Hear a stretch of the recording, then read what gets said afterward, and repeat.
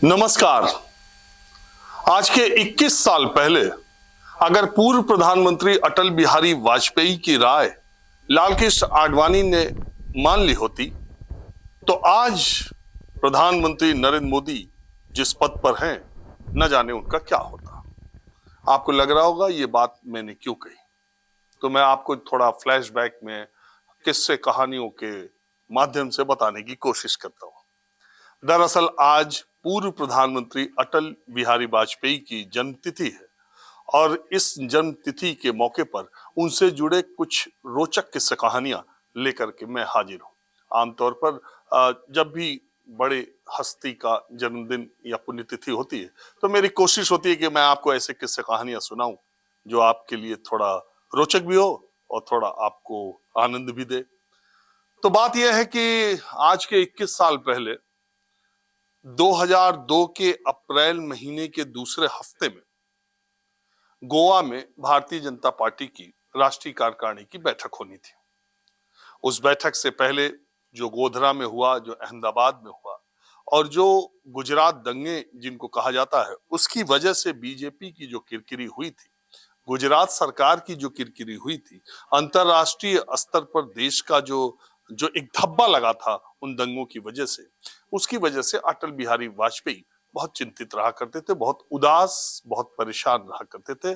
और उन्होंने बयान भी दिया था, मैं किस मुंह से, जब वो शरणार्थियों से मिलने गए थे एक कैंप में गुजरात में, तो उन्होंने कहा था कि इससे ज्यादा दिल को चीर देने वाली बात कोई नहीं हो सकती कि आप अपने देश में ही शरणार्थी हैं। उस समय 8,000 मुस्लिम परिवार, जो 8,000 मुस्लिम शरणार्थी कैंपों में रह रहे थे। तब उन्होंने कहा था कि मैं किस देश से विदेश, किस मुंह से विदेश जाऊंगा या दुनिया को मुंह दिखाऊंगा। तो वो बहुत चिंतित रहा करते थे। तो राष्ट्रीय कार्यकारिणी की बैठक में प्रधानमंत्री अटल बिहारी वाजपेयी जब जाने के लिए तैयार थे तब उन्होंने लाल कृष्ण आडवाणी को संदेशा भिजवाया कि उनके विशेष विमान में आडवाणी जी भी उनके साथ गोवा का सफर तय करें। आडवाणी जी ने हामी भर दी।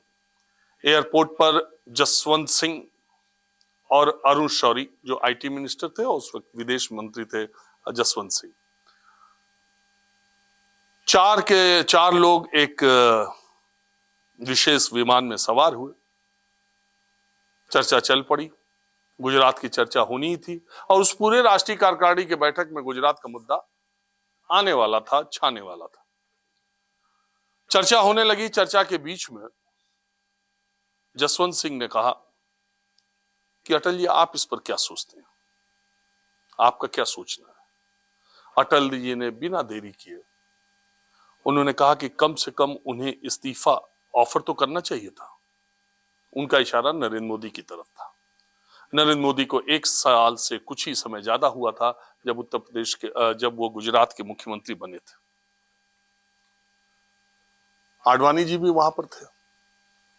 अटल जी की इस बात से असहमत होते हुए आडवाणी जी ने कहा कि मैं ऐसा नहीं मानता।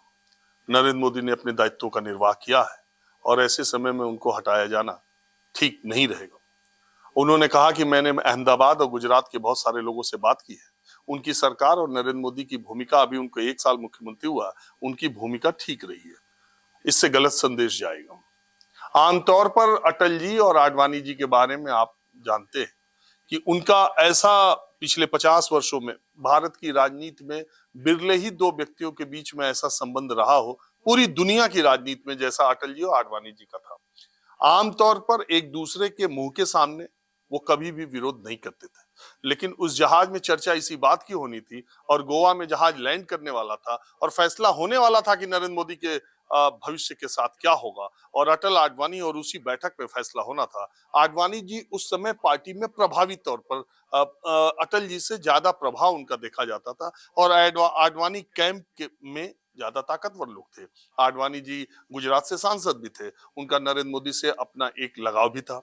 उन्होंने नरेंद्र मोदी का उस यात्रा में पूरा बचाव किया, लेकिन अटल जी की मंशा को भांपते हुए वो जब गोवा की राष्ट्रीय कार्यकारिणी में गए तो उन्होंने नरेंद्र मोदी से कहा कि आप इस्तीफा ऑफर कर दीजिए। राष्ट्रीय कार्यकारिणी की बैठक हुई। नरेंद्र मोदी ने बतौर मुख्यमंत्री गुजरात उस पूरी बैठक में, राष्ट्रीय कार्यकारिणी की बैठक में गोधरा के किस्से, गोधरा में किस तरह से ट्रेन पर हमला हुआ, वहां पर किस तरह से लोगों की जानें गई और उसके रिएक्शन में गुजरात के अलग अलग जगह कैसे दंगे हुए और क्या क्या राज्य सरकार की व्यवस्था हुई, कैसे राज्य सरकार ने कामकाज किया, क्या अब वहां पर स्थिति है, क्या उसका परिणाम दुष्परिणाम सामने आया, ये सारे बातें नरेंद्र मोदी ने बताई। और भाषण देने के अंत में उन्होंने कहा कि राज्य का प्रमुख होने के नाते मैं जो है अपने पद त्याग का पेशकश करता हूं। इतना उनके कहते ही, चूंकि आडवाणी जी के लोग वहां पर ज्यादा थे और आडवाणी जी बिल्कुल नहीं चाहते थे कि नरेंद्र मोदी पद से हटें, इस बात का संकेत उन्होंने बहुत लोगों को दिया था। तो इसलिए वहां राष्ट्रीय कार्यकारिणी की बैठक में नरेंद्र मोदी ने जैसे ही अपने इस्तीफे की पेशकश की, पार्टी के भीतर तुरंत विरोध हो गया, इस्तीफा मत दो, इस्तीफा मत दो, इस्तीफा मत दो, नरेंद्र मोदी बने रहो, इस्तीफा मत दो। बाद में प्रमोद महाजन जैसे नेताओं ने कहा, सरेआम अटल जी के सामने कहा उन लोगों ने कि इसका तो सवाल ही नहीं उठता। और इस तरीके से नरेंद्र मोदी अपने पद से इस्तीफा न दे सके और आडवाणी जी ने उन्हें पद से इस्तीफा देने के बजाय अटल जी की मंशा के विपरीत जाकर पार्टी में अपने ताकत का इस्तेमाल कह लीजिए या नरेंद्र मोदी का साथ देकर उन्हें उस वक्त बचा लिया। और उसके बाद की कहानी तो इतिहास है। नरेंद्र मोदी ने उसके बाद 2007 का चुनाव, 2 का चुनाव कैसे जीता, 12 का चुनाव कैसे जीता और 12 के चुनाव जीतने के बाद वो 13 में भारत के प्रधानमंत्री पद के बीजेपी के उम्मीदवार कैसे बने और फिर लाल कृष्ण आडवाणी ने उसी नरेंद्र मोदी के प्रधानमंत्री पद के उम्मीदवार बनने में कितने राह रोड़े अटकाए और फिर दोनों में किस तरह का संबंध हो गया कि आज मार्गदर्शक मंडल में आडवाणी जी न जाने कब से है और उस मार्गदर्शक मंडल की आज तक एक बैठक नहीं हुई। मैंने ये जो आपको किस्सा सुनाया, ये आडवाणी जी ने अपनी ऑटोबायोग्राफी, अपनी आत्मकथा में लिखा है, जिस किताब का नाम है माई कंट्री माई लाइफ, मेरा देश मेरा जीवन। तो ये किस्सा मैंने आपसे हूबहू वहां से उठाया है और आपको सुनाया। अब कुछ और किस्से अटल जी के बारे में मजेदार मैं आपको सुनाता हूं। असल में अटल जी इतनी उदार व्यक्तित्व के आदमी थे। आज पुण्य तिथि पर 100 बार उन्हें मैं सादर नमन करता हूं। इस देश में जिन नेताओं ने अपनी पर्सनालिटी से, अपनी सोच से, अपनी वाणी से, अपने विचारों से पूरे देशवासियों को झंकृत किया है और जिनका आदर और सम्मान पाया है, उसमें अटल जी सिरमौर है। अटल जी जैसा आज तक, ऐसा बहुत लोगों का मानना है, लेकिन जितने वीडियो मैंने देखे हैं और जितने नेताओं को मैंने सुना है पिछले 30-35 सालों में संसद में रूबरू होके, उसमें अटल जी से अच्छा वक्ता संसद में आज तक कोई नहीं हुआ। और जब वो 1957 में जीत कर आए थे, उन्होंने जब भाषण दिया था पिछली पंक्ति से, तब के प्रधानमंत्री ने भी उनके भाषण की कला से प्रभावित होकर कहा था कि एक न एक दिन यह व्यक्ति, ये नौजवान भारत का प्रधानमंत्री बनेगा। लालू यादव का आप वीडियो देखते होंगे, उन्होंने मजाक में अटल जी को कहा कि नेहरू जी ने तो आपको एक बार कहा था, अब आप 2-2 बार बन चुके, अब तो पिंड छोड़िए। तो ये किस्सा है। तो मैं कह रहा था अटल जी का व्यक्तित्व और उनसे कुछ जुड़े रोचक किस्से आपको और भी सुना देता हूं। अटल जी का आरएसएस के साथ बड़ा ऊपर नीचे का रिश्ता होता था।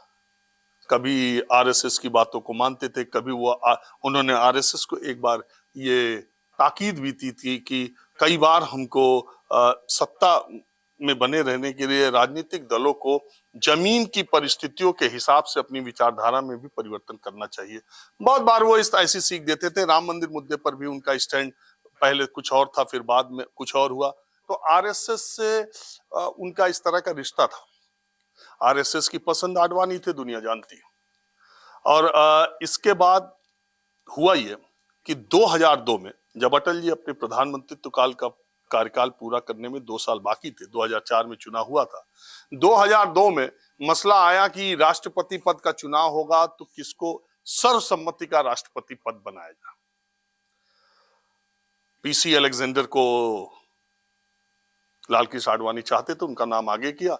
उन्होंने कहा कि कांग्रेस पार्टी में उनके बहुत अच्छे रिश्ते रहे, कांग्रेस पार्टी सपोर्ट कर देगी, पीसी अलेक्जेंडर को राष्ट्रपति आडवाणी जी का नाम था, वो एनडीए की बैठक हुई, उनका नाम देने की वजह से सर्वसम्मति से तय भी हो गया। लेकिन कांग्रेस पार्टी की तरफ से ही विरोध के स्वर उठ गए, इसलिए पीसी अलेक्जेंडर का नाम सत्ता पक्ष यानी एनडीए को वापस लेना पड़ा।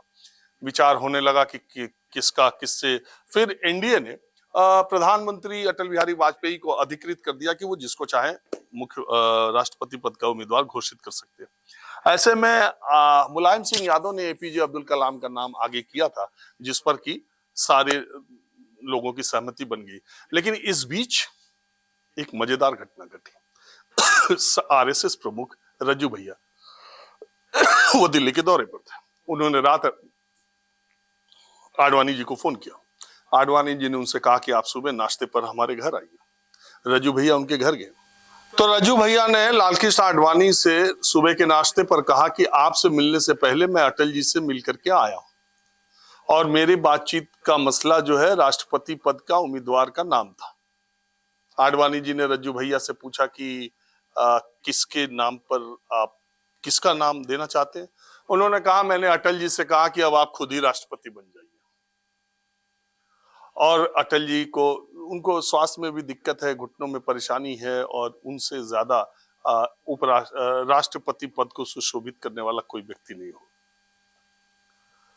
आडवाणी जी बहुत हैरत में पड़ गए। उन्होंने कहा अटल जी ने क्या जवाब दिया। उन्होंने कहा अटल जी ने तो कोई जवाब नहीं दिया, हाँ करते रहे, उन्होंने कोई जवाब नहीं दिया। आडवाणी जी ने कहा कि ऐसा नहीं हो सकता है, अभी कल ही सारे राजनीतिक दलों की बैठक हुई है और एनडीए ने और सारे दलों ने एक तरह से अटल जी को अधिकृत किया है कि वो राष्ट्रपति पद का उम्मीदवार किसी को भी तय कर सकते हैं। तो ऐसा नहीं हो सकता। यानी संघ ने प्रधानमंत्री रहते हुए अटल बिहारी वाजपेयी को एक बार राष्ट्रपति बनाने की पेशकश की थी। वो तो आडवाणी जी ने अपना कौशल इस्तेमाल किया और ये टकराव होते होते बचा। और ऐसी बात नहीं, ये भी किस्सा आडवाणी जी ने अपनी आत्मकथा में लिखा है। अब दूसरी बात यह है कि मैं आपको कुछ किस्से और बताता हूं। अटल जी की पर्सनैलिटी से जुड़ा एक किस्सा यह है कि आज के दौर में आप देखते हैं किस तरीके से विपक्ष के नेताओं को, खास करके गांधी और नेहरू को लेकर के आज का भारतीय जनता पार्टी का जो कार्यकर्ता है, नेता, किस तरह के शब्दों की बात करता है। अटल जी इस मामले में बहुत उदार थे। विपक्षी दलों के बारे में, विपक्षी नेताओं के बारे में जो उनका आदर था, जो हालांकि विपक्ष में रहते उनको सत्ता पक्ष की तरफ से भी बहुत आदर मिला था। टकराव होते रहते थे, लेकिन आप समझिए 1993 की बात है। शिवराज पाटिल लोकसभा के अध्यक्ष थे, नजमा हेपतुल्ला राज्यसभा की उपसभापति थी और महात्मा गांधी की मूर्ति को लगाने का फैसला हुआ संसद, जो पुरानी संसद है, उसके गेट नंबर 1 के सामने। वो जो जगह निर्धारित की गई, राम सुतार जो की मूर्ति बनाते हैं, वो मूर्ति उन्होंने बनाई थी। तो उसकी जगह कहां हो, इसके लिए पीवी नरसिम्हा राव ने और शिवराज पाटिल ने अटल जी से कहा कि नजमा हेपतुल्ला और अटल जी ही आपस में तय कर लें, विपक्ष के नेता थे, अटल जी ही तय कर लें कि महात्मा गांधी की मूर्ति कहां लगी। महात्मा गांधी की मूर्ति जहां लगने वाली थी, अटल जी का यह कहना था कि इसको और ऊंचाई पे रखा जाना चाहिए। लेकिन उनकी उस बात को इसलिए नहीं माना गया कि जो अंदर से गेट से जो सामने की तरफ जो दृश्य आ रहा था, उसको ऊपर रखने पर गांधी जी की मूर्ति कट जा रही थी, तो उसे नीचे ही रखा गया। उसे जब नीचे रखा गया तो अटल जी ने कहा कि यह जैसी मूर्ति और गांधी जी की मूर्ति के पीछे जो व्यवस्था होनी चाहिए, उसके लिए बाउंड्री वॉल को डी शेप में किया जाए। अटल जी के इस प्रस्ताव पर आज भी आप भारतीय पुरानी संसद में जाएंगे, जहां आज आप देखते हैं संसद गांधी मूर्ति के सामने सांसद धरना प्रदर्शन करते हैं विरोधी पक्ष के हमेशा से, वो मूर्ति जहां लगी और वो जो डी शेप बना है, वो अटल जी के प्रस्ताव पर बना था और नरसिम्हा राव की सरकार थी, शिवराज पाटिल लोकसभा अध्यक्ष थे। अटल जी ने कहा कि मूर्ति अगर ऐसी लग गई है तो इसको और भव्यता तभी मिलेगी जब इसके पीछे की बाउंड्री वॉल जो है उसको कर्व कर दिया जाए, थोड़ा बैकग्राउंड दिखाई दे। इस तरह की उनकी सोच थी। एक 16 फीट की प्रतिमा नेहरू जी की जो आप देखते हैं संसद में, फोटो आपने देखा होगा, गेट नंबर 1 का जो अंदर का लॉन है उसके चौराहे पे लगी हुई है, उस मूर्ति को लगाने में भी अटल जी ने अपनी राय दी थी। और नेहरू जी की वो मूर्ति नीचे देखते हुए है, अटल जी ने मूर्ति लगाने वालों से कहा कि उसको ऊंचाई पर लगाओगे तो जो नीचे से गुजरेगा उससे लगेगा कि नेहरू जी उसे देख रहे हैं, थोड़ा इस तरह का लगाया जाना चाहिए। उनके प्रस्ताव पर बांस और तमाम चीजें ले आई गई और फिर मूर्ति को ऐसे लगाया गया। हालांकि उतनी ऊंचाई पर नहीं लगाया गया जितनी अटल जी का कहना था, लेकिन उस पर लगाया गया। तो ऐसा भाव उनका था। आज जाटों को लेकर के राजनीति हो रही है, आज जाट समाज का अपमान, आप समझ नहीं सकते, आप इस बात का अंदाजा नहीं लगा सकते कि भारतीय जनसंघ का कितना विरोध पश्चिमी उत्तर प्रदेश और जाटों में था जब चौधरी चरण सिंह थे। कोई भी भारतीय जनसंघ का नेता वहां पर जनसभा करने के लिए जल्दी तैयार नहीं होता था। अटल जी ने तय किया कि वो बागपत में जनसभा करेंगे, और बागपत में जनसभा करने के लिए पहले तो फील्ड ही नहीं मिल रहा था, मैदान ही नहीं मिल रहा था। जब अटल जी वहां पर गए और जनसभा करना शुरू किया तो वहां पर लोग काले झंडे दिखा करके, जाट समाज के लोग काले झंडे लेकर के हर तरफ से घेर लिया। अटल जी ने माइक पकड़ी और माइक पकड़ते ही उन्होंने कहा कि जब हमारे यहाँ सुंदर बच्चा होता है तो उसको नजर न लग जाए तो काला टीका लगाते हैं।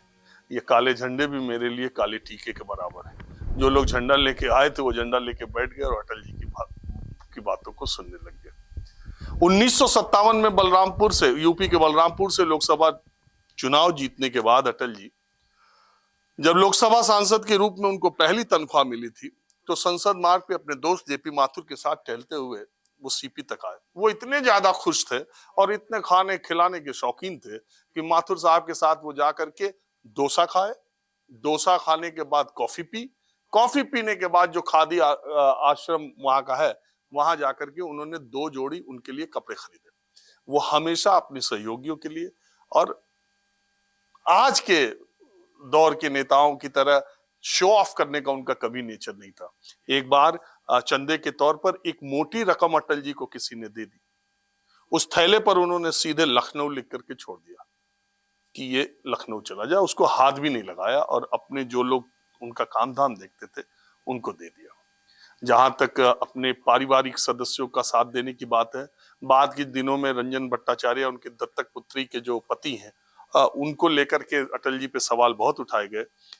बाद के दिनों में उनके प्रधानमंत्री रहते रंजन भट्टाचार्य पर, और उनकी काफी पीएमओ में तूती भी बोलती थी। लेकिन अटल जी ने अपने शुरुआती दिनों से लेकर और बहुत बाद तक अपने किसी पारिवारिक सदस्य को नजदीक फटकने नहीं दिया। उनके तमाम किस्से कहानियां हैं। मैं उनके परिवार के कई सदस्यों, उनकी बहन कमला जी से मिलने एक बार आगरा गया था और उन्होंने मुझे बहुत सारी कहानियां बताई थी। मैंने कई बार इसके पहले के वीडियो में कुछ कुछ बातें बताई हैं। वो बताती थी कि अटल जी को मिठाई से इतना प्यार था और बचपन में ही कि ग्वालियर में जब वो लोग, उनकी माँ गुजिया देती थी अक्सर से, अब गांव में भी प्रचलन ये खत्म ही हो रहा है, लेकिन पहले ऐसा होता था कि त्योहारों के मौके पर एक दूसरे को मिठाइयां भेजते थे। तो अटल जी के परिवार में जब मिठाइयां आती थी तो होता यह है कि अगर 2 गुजिया किसी ने भिजवाई तो जब आप उसका बर्तन भेजते तो 4 गुजिया उसको दूना करके भेजते। अटल जी छोटे थे, कमला जी उनसे छोटी थी। वो बताती थी, उन्होंने मुझे बताया है, मैं उनसे गया था एक बार मिलने, बहुत साल पहले अटल जी पे डॉक्यूमेंट्री बना रहा था। तो उन्होंने बताया कि जब हम लोग निकलते थे तो अम्मा गुजिया देती थी, 3 घरों में जाते थे तो अटल जी घर से निकलते ही बोलते थे कमला खाएगी। मैं कहते नहीं भैया, नहीं नहीं नहीं नहीं नहीं, मैं नहीं खाऊंगी, उनको देना। बोले वो थोड़ी आके माँ से पूछेंगे कि कितनी गुजिया दे दी, आधा खाएगी। तो वो एक मिठाई निकालते थे, उसमें से आधा कमला को देते थे और फिर आधा अपने खाते थे। कमला को इसलिए देते थे, बाद में वो उन्होंने बताया कमला को, मैं तुम्हें इसलिए खिलाता था तुम माँ से आके तुम ही ना कह दो। तो इस तरह के बचपन से ही थे। शुरुआती दौर में वो कम्युनिस्ट भी थे, आपको पता है, और उनके बहुत सारे किस्से हैं। कितना सुनाऊं। कमला जी बताती थी, वो बहुत छोटी थी तो उनकी शादी हो गई थी, उनको विदा कराने के लिए अटल जी आए। तो वो जो ट्रेन थी उसमें लेडीज कंपार्टमेंट, लेडीज का डिब्बा ही अलग था, जेंट्स का डिब्बा अलग था। तो जब ससुराल से विदा करा करके मायके ले आने का काम अटल जी को था, अटल जी सारा मिठाई और डिब्बा जो जो चीज विदाई में मिली थी वो सब लेके, खाने वाला सामान अपने साथ बैठ गए और जो लगेज था वो अपनी बहन के साथ लेके बैठ गए और पूरे रास्ते वो खाते आए। वो बेचारी सामान के लिए तो किसी पहले स्टॉपेज पे या दूसरे स्टॉपेज पे उतर के पूछने भी नहीं गए। जब सफर लंबा कटा तब उतर के एक बार पूछने गए तो कमला जी इनको देख के ही रोने लगी, कहे भैया सब खा गए और मुझे कुछ भी नहीं दिया। तो इस तरीके के अटल जी थे उनकी बहुत सारी कहानियां मैं आपको सुना सकता हूं। आज के दिन मैंने सोचा कुछ जो याद आ रहा है, उनकी जन्मतिथि है तो पूर्व प्रधानमंत्री के बारे में कुछ रोचक किस्से आपको सुनाऊं। आज बस इतना ही।